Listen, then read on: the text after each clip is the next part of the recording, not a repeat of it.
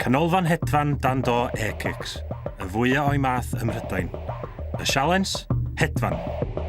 Cyffroes, ydych ymlaen. Ie. Dwi'n bennill yr her. Pan fi'n cyrraedd mewn fe eisiau fod nerfus, ond ar hyn o bryd fi'n iawn. A fi yn dechrau poeni bod y ffan yma yn am i ddod a bita fi. Yn y twnnel arbennig yma, gall gwyntoedd chwythu hyd at 80 milltir yr awr, a bydd rhaid i'r cyflwynwyr blesio'r arbenigwyr i fod yn fuddigol heddiw.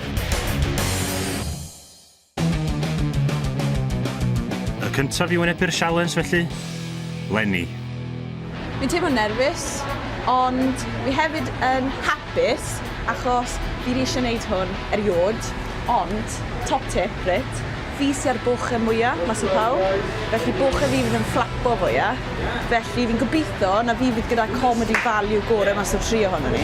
Felly, hyd yn oed os nad dwi'n gallu gwneud wneud y moch i ddim gadael fi lawr.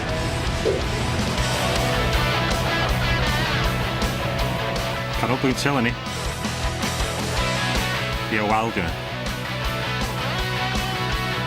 O, Leni'n hoffi'r wal. Hedfan ti'n fod i wneud, dim gorfod ar lawr.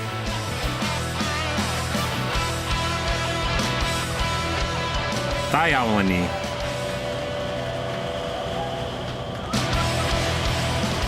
Leni wedi gosod y safon felly. Reit ar y dechrau, ni'n meddwl bod fi ddim yn gwneud yn dda iawn achos ni'n edrych lawr, ond wedyn nath Herbie weithio fi i godi'n nghen i lan, felly erbyn y diwedd, o'n i'n meddwl bod fi'n oce. Nes i lwyddo sticon hafod ma, sa'n gwybod os welwch chi hwnna, a nes i wneud 2 thumbs up. Felly o ran coreography, fi'n meddwl na fi sy'n gefyd.